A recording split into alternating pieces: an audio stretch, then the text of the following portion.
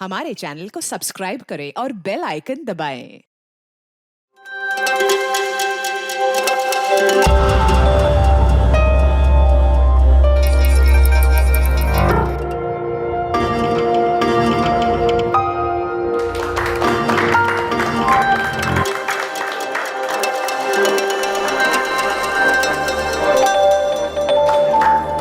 I love you माला।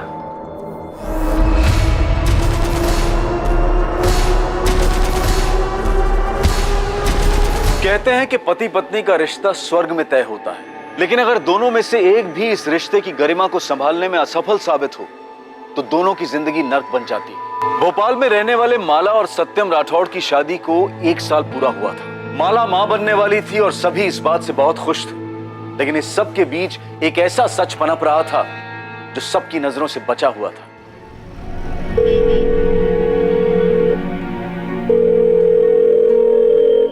जिस number से आप संपर्क करना चाहते हैं वो अभी जवाब नहीं दे रहा है। माला, दूध पी ले और नाश्ता कर ले। माँ, सुबह सुबह दूध नहीं, चाय दे दे। हड्डियां कमजोर हो गई हैं तेरी, बच्चा कैसे जनेगी? ये सत्यम भी ना अभी तक सो रहा होगा। माँ, इसीलिए मैं घर छोड़ के नहीं आती। आज फिर उसे पक्का लेट होगा ऑफिस जाने में। बच्चा नहीं है वो, उठ जाएगा। तू अपना ध्यान रख, दूध पी ले और नाश्ता कर ले और थोड़ी देर आराम कर ले। नहीं माँ, उठेगा तो फिर फोन करके बोलेगा कि उठाया क्यों। एक तो इसने परेशान करके रखा है, ऊपर से सत्यम। पता नहीं बड़ा कब होगा ये लड़का। हो जाएगा, तू नाश्ता कर ले।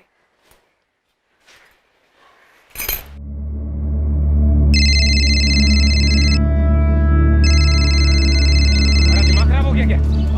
देखिए, आई थिंक हमें थोड़ा पेशेंस से काम लेना चाहिए। ठीक है सर ने सिर्फ अनुष्का को अंदर बुलाया है, किसी और को नहीं। ठीक मैम, आप जाइए। मैं आती हूँ। सत्यम, हमें ठीक नहीं लग रहा अनुष्का। सिद्धांत तो मेरे अपना है। सत्यम, अगर मुझे उनसे भी डर के अग्रवाल अंकल? हाँ अंकल।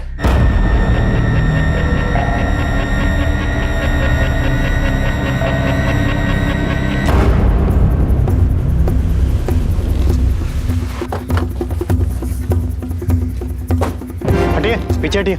विक्टिम का नाम सत्यम राठौर है, पिछले 1 साल से अपनी बीवी माला के साथ यहाँ रह रहा था। सर पर बार बार हमला करने के बाद भी दोनों हाथों की नसें काटी गई है ताकि बचने का कोई चांस ही न रहे। तो जब मर्डर हुआ घर में कौन कौन था? सर कोई नहीं, बीवी मायके गई हुई होशंगाबाद। पड़ोसियों ने उन्हें इन्फॉर्म कर दिया है। मेरी भी बात हो गई। तो बॉडी किसे मिली? एक पड़ोसी ने, सुनील अग्रवाल।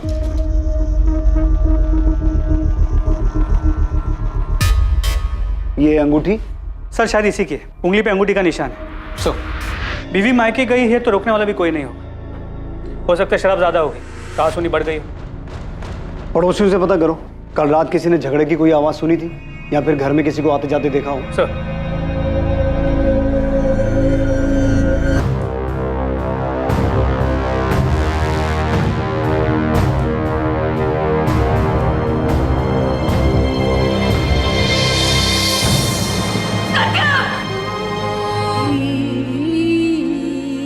माला, आप अपने पेरेंट्स के घर कब गई थी? ये 4 दिन पहले हमारे घर आई थी। माला की तबीयत कुछ दिनों से ठीक नहीं थी, तो हमने ही कहा कि हमारे साथ आके रहे। और सत्यम का परिवार? सत्यम के माता पिता की कुछ साल पहले एक एक्सीडेंट में डेथ हो गई थी। मैं उसके पिता को जानता था और सत्यम को भी। बहुत होनहार लड़का था, मेहनती। जो कुछ भी बनाया था उसने अपने दम पे बनाया था। मैं बहुत गर्व करता था उस पर, इसीलिए मैंने अपनी माला का रिश्ता उसके साथ तय किया था। और इनकी शादी के बाद हम ही उसका परिवार थे। तो आप बता सकते हैं कि सत्यम के साथ ये सब कौन कर सकता है? सत्यम का किसी के साथ कोई झगड़ा, कोई दुश्मनी? नहीं इंस्पेक्टर साहब, वो सत्यम तो बहुत ही शांत स्वभाव का लड़का था। हमें सत्यम की लाश के पास से ये अंगूठी मिली है, ये सत्यम की है? जी हाँ इंस्पेक्टर साहब, 2 महीने पहले माला और सत्यम की शादी की पहली सालगिरह थी। उस वक्त माला ने ये अंगूठी उसे गिफ्ट दी थी। आई लव यू माला। जीजू, आपने बताया नहीं, आपको दीदी का गिफ्ट कैसा लगा? बहुत अच्छा। भगवान तुम दोनों को सबकी बुरी नजर से बचाए। नजर कैसे लग सकती है माँ? आप दोनों का आशीर्वाद जो है। मुझे तो लगता है कि मेरी बच्ची को हमारी नजर लग गई। तो सत्यम की उंगली में ये अंगूठी ढीली थी क्या? नहीं, ये तो सत्यम की माँ की थी। मैं खुद माला के साथ गई थी बनवाने के लिए। तो फिर ये अंगूठी उंगली से निकल कैसे गई? उसे अंगूठी पहनना पसंद नहीं था। सगाई की अंगूठी भी 4 महीने बाद उसने निकाल के अलमारी में रख दी थी। घर की अलमारी में? घर में और भी गहने हैं? माला के सारे गहने घर की अलमारी में ही रखे हुए।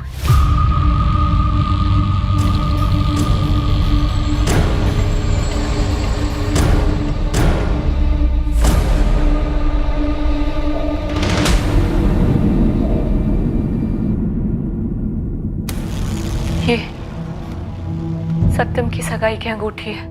आप हमेशा ये गहने घर पे रखती हैं? जी। कातिल ने घर में पड़े गहनों को हाथ तक नहीं लगाया, जबकि अलमारी की चाबी वहीं गद्दे के नीचे रखी हुई थी। पर सर घर के बाकी सामान में से भी कुछ गायब नहीं। मेरी माला से बात हुई। तो अगर इरादा चोरी का नहीं था तो कातिल ने सत्यम की उंगली से वो अंगूठी निकाली क्यों होगी? सर ये हो सकता है कि जब सत्यम के सर पे वार हुआ और वो गिरा, गिरते समय उसके उंगली से वो अंगूठी निकल गई।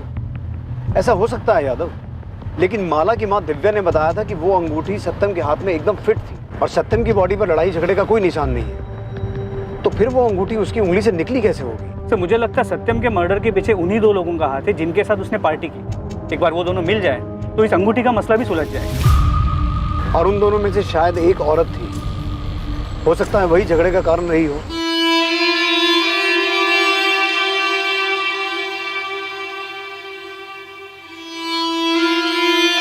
माला, तूने सुबह से कुछ नहीं खाया। चाहकर भी खुद को यकीन नहीं दिला पा रही हूँ माँ कि सत्यम अब नहीं रहा। किसी ने उसे हमसे छीन लिया है। ऐसा क्यों हुआ माँ?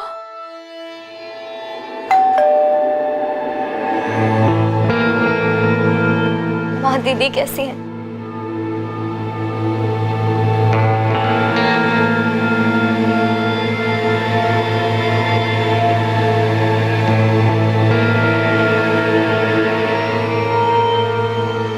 सत्यम के कॉल लॉग्स के हिसाब से 11 सितंबर को शाम 7 बजे उसने पारुल आपको फोन किया था। हाँ, सत्यम जीजू का कॉल आया था। क्या बात हुई थी? एक्चुअली मैं 2 दिन से दिल्ली में थी। मेरा बैंक पीओ का एग्जाम देने गई थी। उनका परसों कॉल आया था सर, ये पूछने की एग्जाम की प्रिपरेशंस कैसी जा रही हैं और बेस्ट ऑफ लक विश करने। माला, ये आपका है? जी नहीं। माला, हमें आपसे अकेले में कुछ बात करनी है।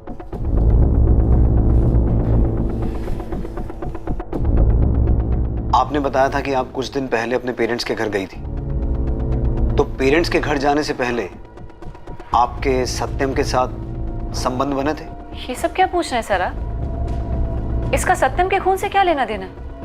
दरअसल हमें ऐसा शक है कि आपके पति सत्यम का किसी के साथ अफेयर चल रहा था। पागल हो गए क्या सर आप? कुछ भी कह रहे हैं? अरे एक कॉम्पैक्ट क्या मिल गया आपको? आपको लगता है कि उनका अफेयर चल रहा था किसी औरत के साथ? मेरे पति मुझसे बहुत प्यार करते थे सर, और मैं भी। मर्डर हुआ है उनका। उनके खूनी को ढूंढने के बजाय आप उन्हीं के कैरेक्टर पे उंगली उठा रहे हैं। आपके घर से इस कॉम्पैक्ट के अलावा हमें यह भी मिला है आपके बेडरूम के डस्टबिन से। हम आपकी कंडीशन समझते हैं, लेकिन कातिल तक पहुंचने के लिए हमारे लिए सच जानना जरूरी है। हमें शक है कि जिस रात सत्यम का खून हुआ था, उस रात वो अपने घर पर किन्हीं 2 लोगों के साथ पार्टी कर रहा था। कौन हो सकते हैं वो लोग? मुझे ये सब नहीं पता सर। देखिए इंस्पेक्टर साहब, मैं आपको पहले भी कह चुका हूं कि सत्यम बहुत ही शरीफ लड़का था। दयानंद जी, लोग जैसे दिखते हैं असल में वैसे ही हों ये जरूरी नहीं। असलियत कुछ और भी हो सकती है। आप हमें सत्यम के बारे में और क्या बता सकते हैं? सत्यम धीरज एस्टेट में जॉब करता था। रियल एस्टेट का ऑफिस है, और उसके साथ साथ अपने दोस्त मयंक के साथ डिजिटल प्रिंटिंग की शॉप चलाता था। उसके अलावा हमें कुछ नहीं पता है वो किसके साथ पार्टी कर रहा था, वो लड़की कौन थी, हमें कुछ नहीं पता है।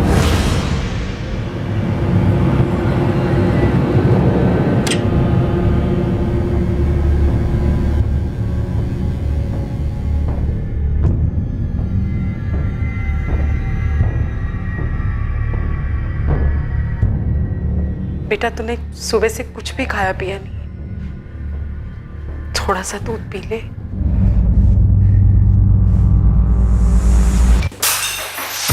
क्या किया? सब कुछ धोखा था। सत्यम मेरे पीठ पीछे दूसरी औरतों के साथ। तुझे होश भी है? तू क्या कह रही है? सच कह रही हूँ। जब मैं यहाँ अपना और हमारे होने वाले बच्चे का ध्यान रख रही थी, तब वो वहां अपने दोस्तों और उन औरतों के साथ रंगरलियां मना रहा था। पुलिस को सबूत मिले हैं मां। हाँ?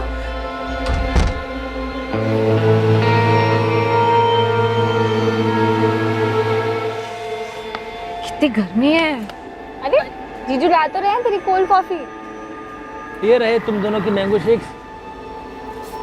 अरे पर मैंने तो कोल्ड कॉफी मंगाई थी।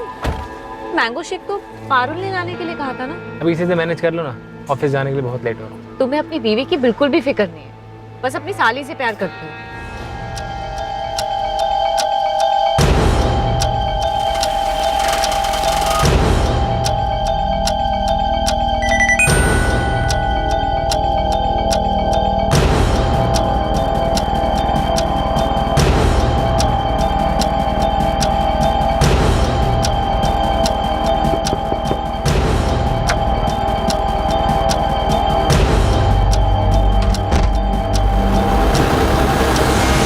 मुझे बहुत डर लग रहा है, अजीब सी फीलिंग आ रही है।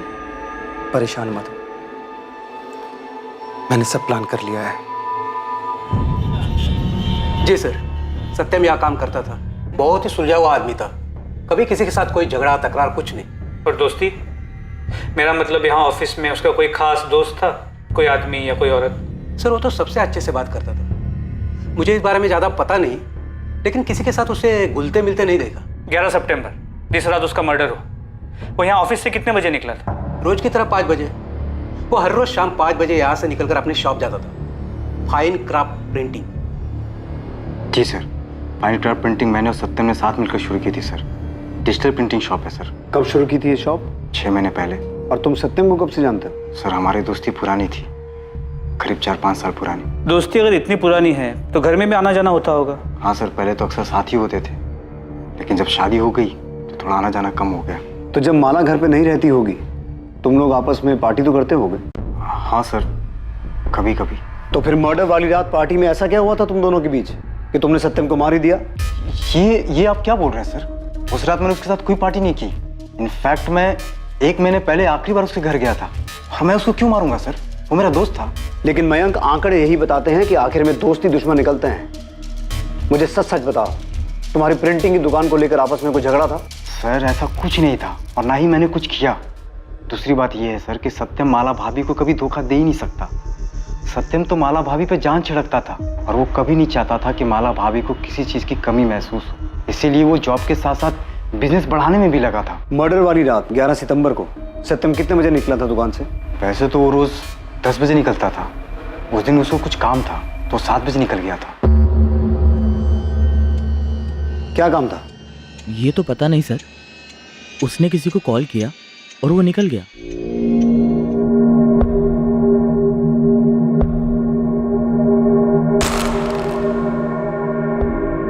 मैं क्या करूं? मुझे कुछ समझ नहीं आ रहा। पारुल, तुम बेकार में टेंशन ले रही हो। मेरा यकीन करो, कुछ नहीं होगा।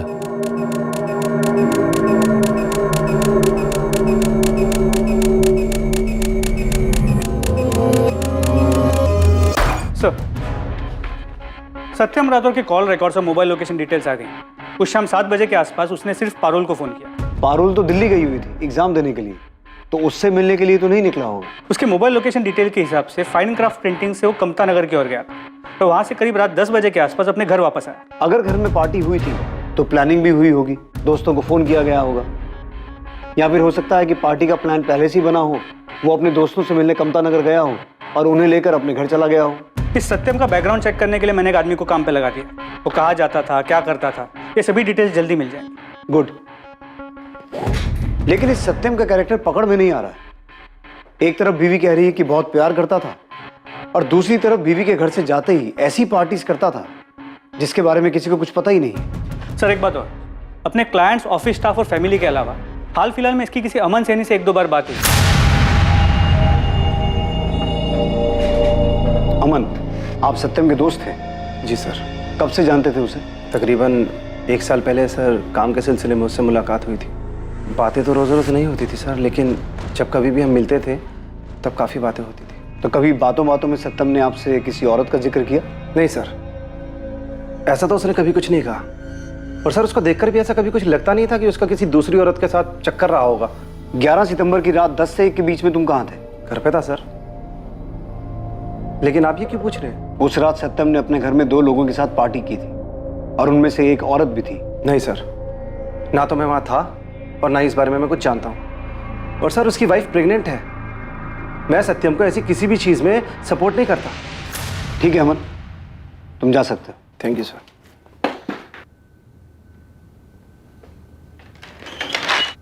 सर, वो भुवन है, आपसे मिलने के लिए बोल रहा है। हाँ भुवन, कोई काम की खबर लाया तो बोल। जी साहब, बिल्कुल पक्की खबर है। ये अपना सत्यम काफी शौकीन आदमी था। महीने में कई बार लाल मंडी के चक्कर लगाता था।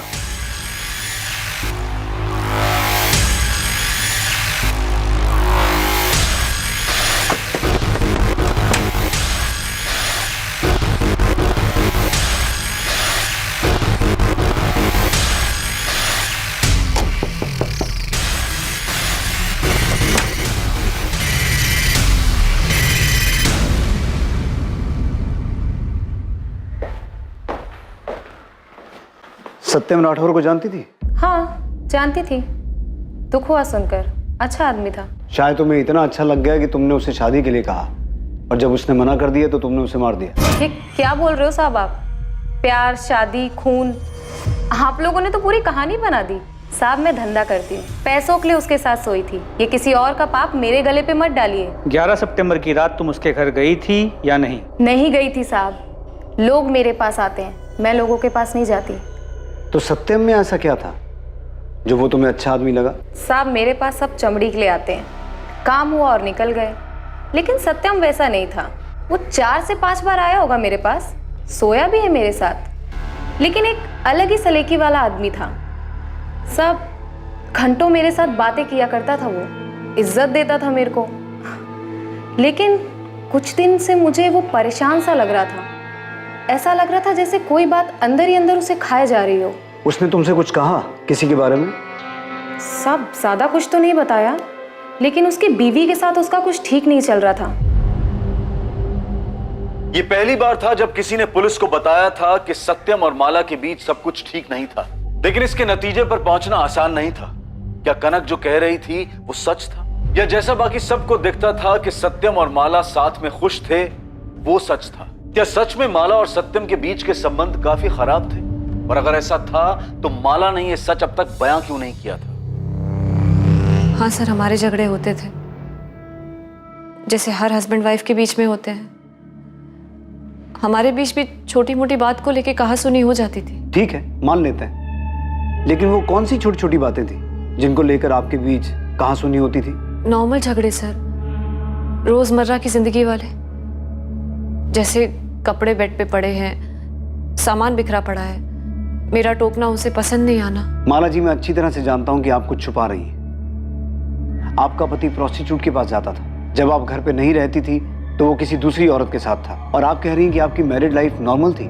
देखिए, कुछ बताना है तो बता दीजिए, बाद में कहीं ऐसा ना हो कि वक्त ना रहे बताने के लिए। सर, मेरी और सत्यम की अरेंज मैरिज थी। मेरे पापा सत्यम को बहुत पहले से जानते थे, उसे बहुत पसंद करते थे। मुझे भी सत्यम बहुत पसंद था। शादी के 6 महीने तक सब ठीक चल रहा था सर।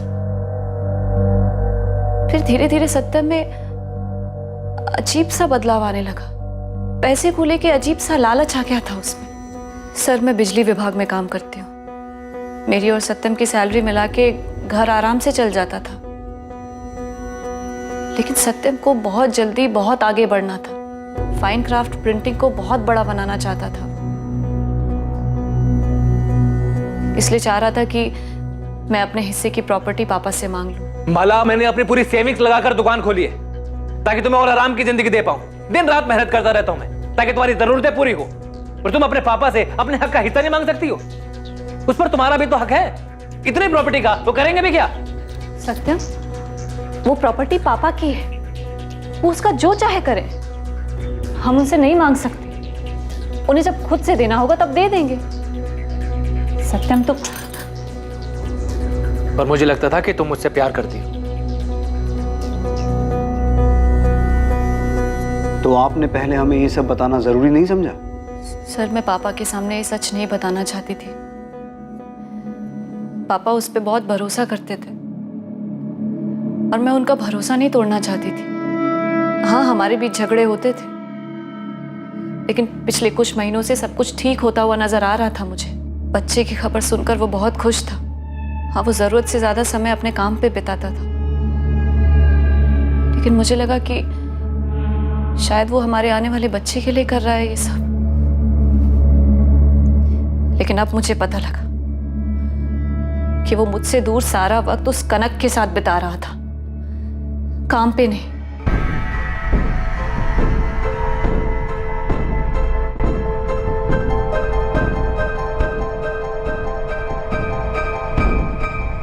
मुझे बहुत डर लग रहा है। पुलिस अभी सिर्फ माला दीदी से पूछताछ कर रही है, लेकिन अगर उन्होंने घर के लोगों के बारे में पता लगाना शुरू किया तो सारा सच सामने आ जाएगा। मुझे कुछ समझ नहीं आ रहा मैं क्या करूं। सर, सत्यम मर्डर केस में जितने भी एविडेंसेस मिले थे उनकी फोरेंसिक रिपोर्ट आ गई। अजीब बात यह है कि जो 3 विस्की के ग्लासेस मिले थे उनमें से सिर्फ एक पर फिंगरप्रिंट्स मिले, वो भी सत्यम के। बाकी के दोनों ग्लासेस बिल्कुल क्लीन है, कोई फिंगरप्रिंट्स नहीं। वो बाकी के जितने भी एविडेंसेस थे उन पर भी सत्यम के अलावा और किसी के फिंगरप्रिंट्स नहीं मिले, ना उस कॉम्पैक्ट पाउडर पे और ना उन खाने की प्लेट्स पे। यानी कि मर्डर के बाद निशान मिटाए गए? इतना ही नहीं सर, जो 2 कॉन्डम्स हमें डस्टबिन से मिले थे उन्हें यूज नहीं किया गया था। उनमें से ना कोई सीमेन मिला है और ना ही कोई डीएनए सैंपल। और सर, सत्यम की डिटेल्ड पोस्टमार्टम रिपोर्ट आ गई है। उसके खून से कोई भी अल्कोहल के ट्रेसेस नहीं मिले और ना ही उसके पेट में चिकन के कोई भी अंश मिले। तो क्या ये सब कुछ प्लान था और फिर सब कुछ ऐसा स्टेज किया गया जिससे ऐसा लगे कि वहां कोई औरत भी मौजूद थी? सर, ये भी हो सकता है कि इस केस में कोई औरत इन्वॉल्व ही ना हो, और हो सकता है इस सबके पीछे कुछ ऐसा हो जो अब तक हमारी नजरों से छुपा हुआ हो। और मुझे बार बार माला और उसकी फैमिली पे शक हो रहा है। यादव, पूरी फैमिली की डिटेल निकालो, देखें कौन क्या छुपा रहा है। ये फॉर्म फिल करके आप सबमिट कर दीजिए। कल आपका 12 बजे का अपॉइंटमेंट है।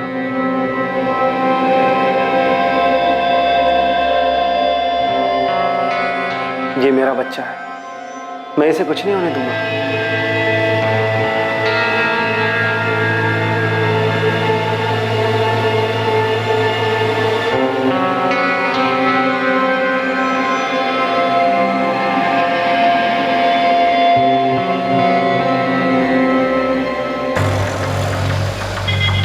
आप माला के साथ बिजली विभाग में काम करती हैं, क्या आप उसके बारे में कुछ बता सकती हैं? माला एक अच्छी लड़की है, वो मेरी दोस्त है इसलिए नहीं बोल रही, बल्कि असल में वो सबकी हेल्प करती है। वो बहुत प्यार करती थी सत्यम से।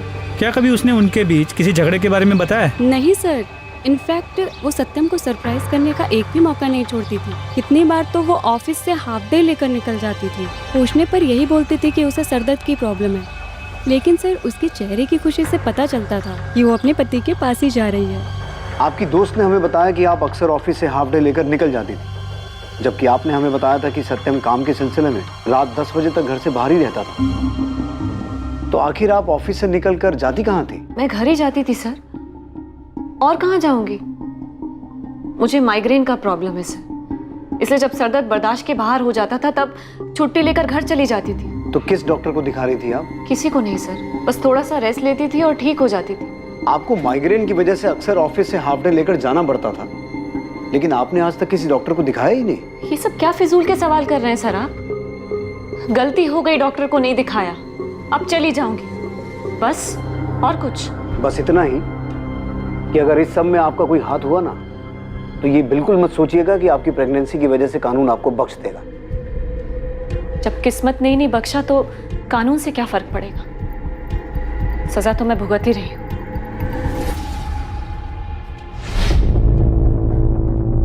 डोंट वरी, अंडर एनेस्थेशिया आपको कुछ भी पता नहीं चलेगा। ओके, आप आराम से लेटे रहिए। अगर माला को पता चल गया था कि सत्यम उसे धोखा दे रहा है तो भी माला को उसे मारने की जरूरत नहीं थी, उसे छोड़ सकती थी। अच्छे घर से फैमिली सपोर्ट कर। माला की रिएक्शन को देखकर मैं खुद नहीं समझ पा रहा हूँ कि वो सच बोल रही है कि झूठ। लेकिन माला के अलावा सत्यम को मारने का किसी के पास मोटिव नहीं है।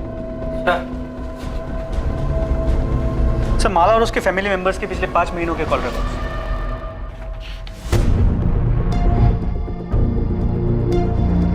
सर ये तो हाँ, 11 सितंबर की रात सत्यम कमता नगर में किससे मिलने गया था, इसकी डिटेल हमारे सामने ही थी।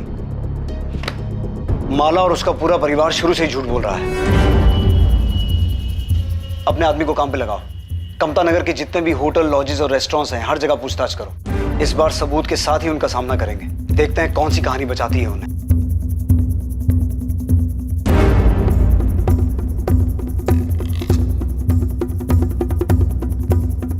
खबर पक्की है, ये दोनों कामता नगर आए थे। इन दोनों को ही देखा गया है।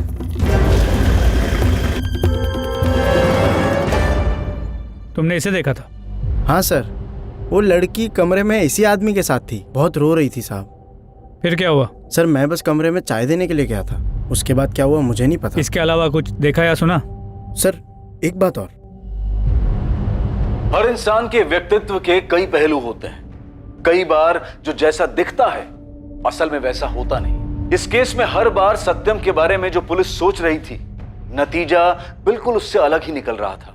एक बार फिर पुलिस को सत्यम की जिंदगी के एक छुपे हुए पहलू के बारे में पता चला था। क्या इस बार जैसा दिख रहा था वैसा ही था? क्या इस बार ये गुत्थी आखिरकार सुलझने वाली थी? तुमने अब तक हमसे जो भी कहा झूठ कहा। तुम 11 सितंबर की रात कमता नगर में सत्यम से मिली थी और उसके वहां से जाने के बाद तुम पीछे पीछे उसके घर तक गई, उसका मर्डर किया और फिर सब कुछ ऐसे स्टेज किया जिससे ये लगे कि वो वहां पार्टी कर रहा था, किसी औरत के साथ था। आप क्या कह रहे हैं सर? मैंने ऐसा कुछ नहीं किया है। ठीक है, तुम मत बताओ, हम इससे पूछ लेते हैं।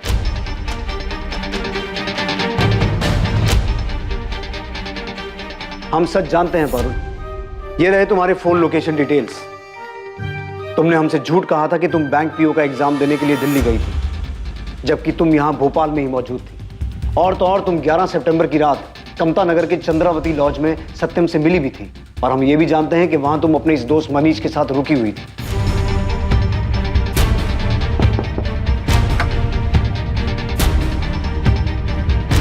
तुम्हारे ब्लेस्ड मैटरनिटी क्लिनिक के डिटेल्स भी हैं हमारे पास, जहां तुमने 2 दिन पहले ये अबॉर्शन करवाया था। क्या था ये पारुल?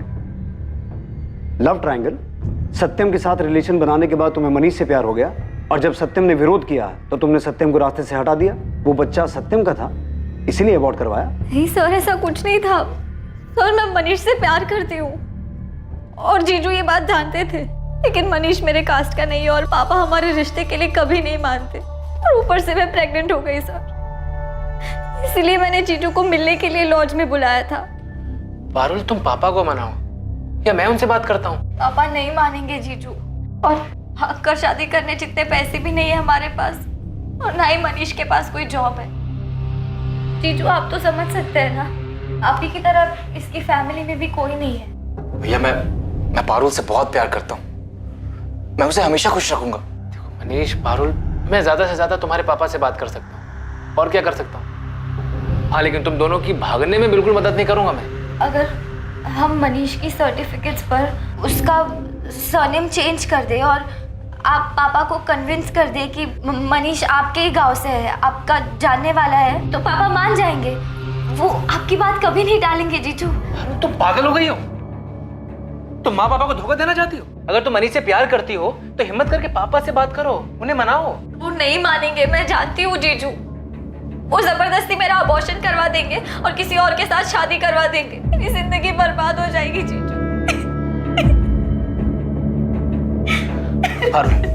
पारुल, ऐसा करने की गलती कभी मत करना। अगर मनीष से प्यार करती हो तो किसी और से शादी मत करो। पारुल, ऐसा करने से 3 जिंदगियां बर्बाद हो जाएंगी। मैं जानता हूं कितना दुख होता है जब आपको पता चलता है कि आपका साथी किसी और से प्यार करता है। पारुल, अगर सच में तुम मनीष से प्यार करते हो तो अपने पापा से बात करो, कन्विंस करो उन्हें। मैं तुम्हारे साथ हूं। जीजू के जाने के बाद मुझे कुछ समझ नहीं आ रहा था सर। मैं बहुत डर गई थी। और घर वालों से लड़ने की हिम्मत भी नहीं थी, इसलिए मनीष के मना करने के बावजूद मैंने अबॉर्शन करवा लिया। सत्यम ने ये क्यों कहा कि जानता है जब आपका साथी किसी और से प्यार करे तो कितना दर्द होता है? माला और सत्यम के बीच में कोई था क्या? माला का किसी के साथ कोई अफेयर था? नहीं सर, ऐसा कुछ नहीं था। जीजू तो बस ऐसे ही। पारुल, सच सच बोलो, क्या बात है?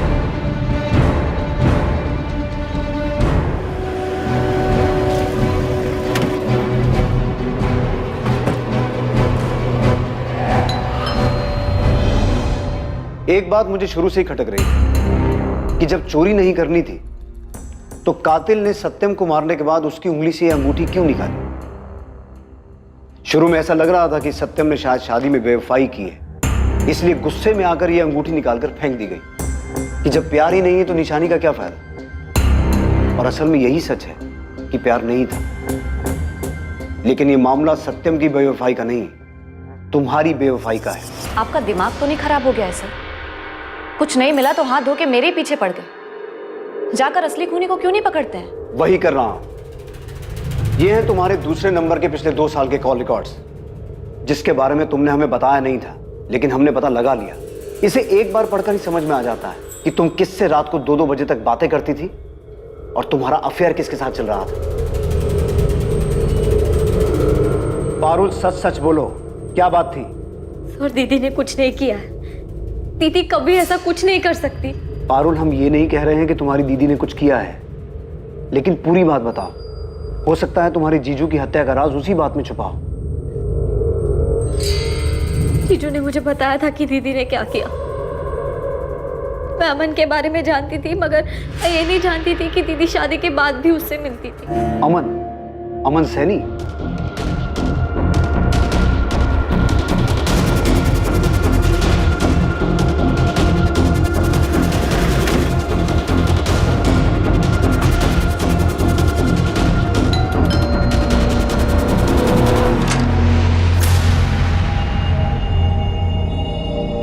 हम जानते हैं माला कि तुम्हारा और अमन का पिछले 2 साल से अफेयर चल रहा था, जिससे तुम अपने इस दूसरे नंबर 4442198221 से रेगुलर टच में थी। नहीं सर, ऐसा नहीं है ऐसा जैसा आप सोच रहे हैं। अमन ने अपना जुर्म कबूल कर लिया है माला। अब सच छुपाने का कोई फायदा नहीं है। बोलो माला। सर, मैं सत्यम से शादी करने के पहले से अमन से प्यार करती थी।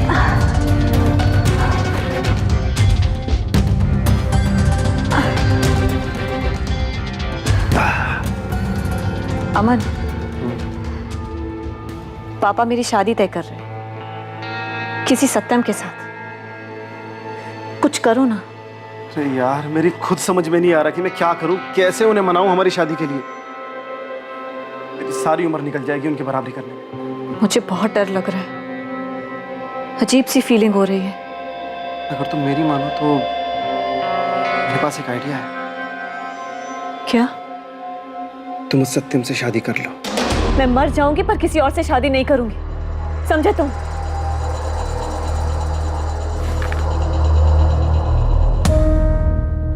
तुम परेशान मत हो माला, मैंने सब प्लान कर लिया है।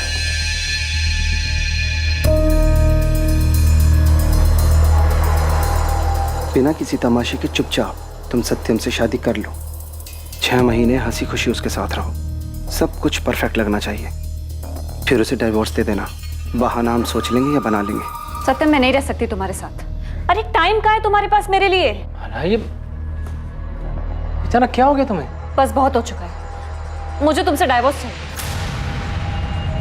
तो तुमने प्लानिंग करके शादी की और टाइमिंग देखकर डिवोर्स मांगा, क्योंकि डिवोर्स होने के बाद लड़की के ऊपर दाग लग जाता है। और अमन बड़ी आसानी से तुम्हारा हाथ मांगकर तुम्हारे पापा की नजरों में हीरो बन सकता था, राइट? हाँ सर, पहले तो सत्यम को लगा कि उससे ही कोई गलती हुई है, पर फिर जब मैं डाइवोर्स पे अड़ी रही तो उसे मुझ पर शक हुआ और वो मुझ पर नज़र रखने लगा। सर, मैं ऑफिस से सरदर्द के बहाने अमन से मिलने जाती थी और एक दिन सत्यम ने हमें पकड़ लिया। सत्यम, मैं अमन से बहुत प्यार करती हूँ। कब से चल रहा है तुम दोनों का ये सब? शादी के पहले से। तो इतने दिनों तक तुम दोनों मिलकर मुझे बेवकूफ बना रहे थे। माला तुमने शादी की मुझसे, अमन तूने दोस्ती की मुझसे, और मेरी पीठ पीछे तुम दोनों रंगरलियां मना रहे थे। पर अब जब तुम्हें सब कुछ पता चली गया है सत्यम, तो फिर दे दो ना डाइवोर्स मुझे। डाइवोर्स दे दूं ताकि तुम्हारी ये प्लानिंग कामयाब हो जाए। माला बेवकूफ बनाया तुमने मुझे, झूठी शादी रचाई है मेरे साथ। तुम दोनों ने मिलकर इस्तेमाल किया मुझे। सत्यम, मैंने भी बहुत कुछ खोया है तुम्हारे साथ इस रिश्ते में आकर, तुम्हारे साथ रातें बिताई हैं। तुम्हारा क्या नुकसान हुआ है इसमें? माला चिल्लाओ मत सत्यम, मैं भी चिल्ला सकती हूँ। और तुम्हें क्या मिलेगा मेरे साथ रह के? आखिर क्यों परेशान कर रहे हो तुम इस तरह से मुझे? बहुत हो गया सत्यम, पेपर्स बनवाओ और डाइवोर्स दो मुझे। माला मेरी ये बात कान खोल के सुन लो तुम, डाइवोर्स तो तुम्हें हर हाल में नहीं दूंगा मैं। मेरी जिंदगी बर्बाद करके तुम्हें खुश नहीं रहने दूंगा। और अगर दोबारा तुमने ये डाइवोर्स का नाटक किया ना मेरे सामने, तो सब कुछ जाके तुम्हारे पापा को बता दूंगा। फिर ये नाटक उनके सामने जाके करना। अगर वो पापा को सब सच बता देता तो पापा मुझे अपनी जायदाद से बेदखल कर देते। और अमन का काम भी बहुत अच्छा नहीं चल रहा था। सर मैं डर गई थी, और ये सत्यम भी जिद पे अड़ा हुआ था कि मुझे डाइवोर्स नहीं देगा, लेकिन मुझे किसी भी कीमत पर उससे अलग होना था।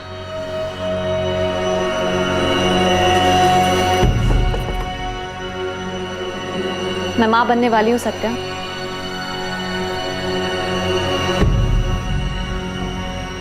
बाप बनने वाला है जानकर अमन बहुत खुश है। हम दोनों का बच्चा इस दुनिया में आएगा, हमारे प्यार की निशानी। अब देखती हूँ कि तुम मुझे डाइवोर्स कैसे नहीं देते हो। हर रोज अमन का बच्चा मेरे पेट में पलेगा और तुम्हें यकीन दिलाएगा कि मैं तुम्हारी नहीं, अमन की हूँ। माला तुम्हें जो करना है कर लो, डाइवोर्स तो तुम्हें मैं कभी नहीं दूंगा।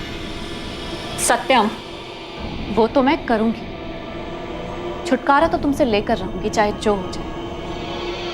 ये जो तुमने मुझे पल पल अपने साथ बांध कर रखा है ना, पछताओ। अब उसने मेरे पास और कोई चारा नहीं छोड़ा था, तभी मैंने सोच लिया था कि सत्यम को अब जाना होगा। फिर तब से ही मैंने और अमन ने मिलना बंद कर दिया। फिर मैंने सत्यम और अपने घर वालों को ये दिखाया कि हम में बहुत प्यार है। और सत्यम को भी यही लग रहा था कि मैं इस शादी को एक और चांस देना चाहती हूँ। इसलिए हमारी पहली सालगिरह में मैंने उसे ये अंगूठी दी थी।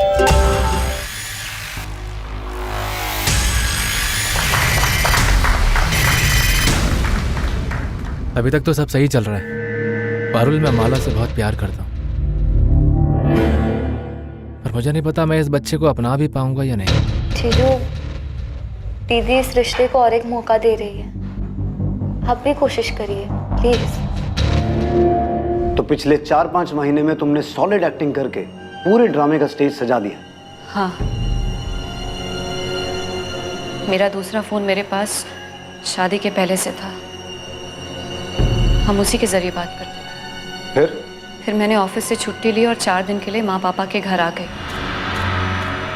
फिर 11 सितंबर की सुबह अपने दोस्त के पास जाने के बहाने मैं भोपाल आई। फिर अमन के साथ सत्यम के घर। याद रखना, ये जो हम कर रहे हैं ना, अपने लिए और अपने होने वाले बच्चे के लिए कर रहे हैं। हमारे पास और कोई रास्ता नहीं है। उसने मुझे बहुत परेशान किया है, मुझे उसकी एक एक चीख सुननी है, समझे?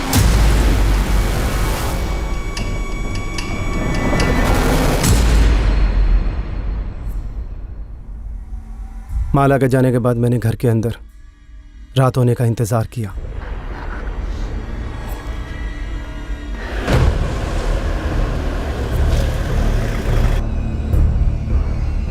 माला, लगता है वो आ गया। तुम्हें उसकी चीखें सुननी थी ना? तैयार है ना? मुझे बात। अगर वो खुद मुझे डाइवोर्स दे देता तो हमें उसे मारने की जरूरत ही नहीं होती।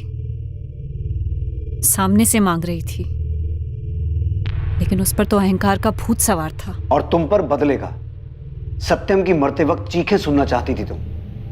आखिर इतनी नफरत क्यों थी माला? उसने तुम पर कभी हाथ उठाया, तुम्हें कभी टॉर्चर किया?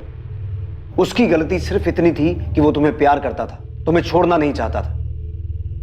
तुम अमन के साथ रहना चाहती थी माला, अब अपने बच्चे के साथ भी नहीं रह पाओगी। बहुत कुछ सोचा था तेरे लिए, तेरे बच्चे के लिए। तूने अपने बच्चे के बारे में एक बार भी नहीं सोचा। बहुत बड़ी गलती कर दी तूने। गलती नहीं विद्या, इसने तो खेल रचा था हम सबकी जिंदगी के साथ, धोखा दिया हम सबको। किस लिए किया इतना सब कुछ? उस 2 टके के लड़के के लिए या मेरी जायदाद के लिए? आज शर्म आ रही है मुझे तुझे अपनी बेटी बुलाते हुए। तुझे अपने बच्चे का ख्याल एक बार भी नहीं आया? ये क्या कर दिया तूने?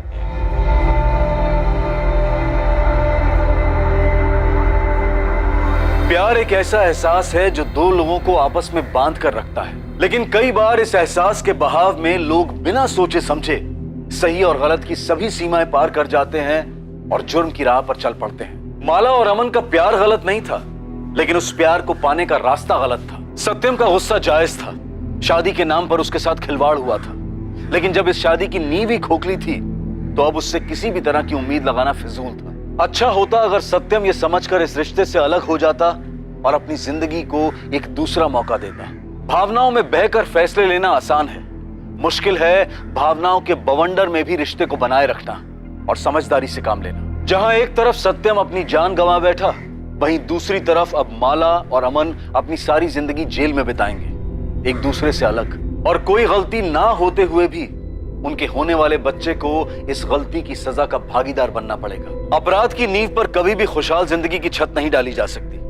ये समझना और ऐसे ख्यालों के अंतर्द्वंद से सतर्क रहना बहुत जरूरी है। अब मैं अनूप सोनी आपसे विदा लेता हूं, फिर मुलाकात होगी एक और नए केस के साथ।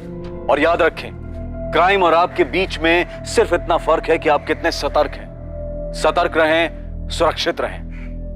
जय हिंद।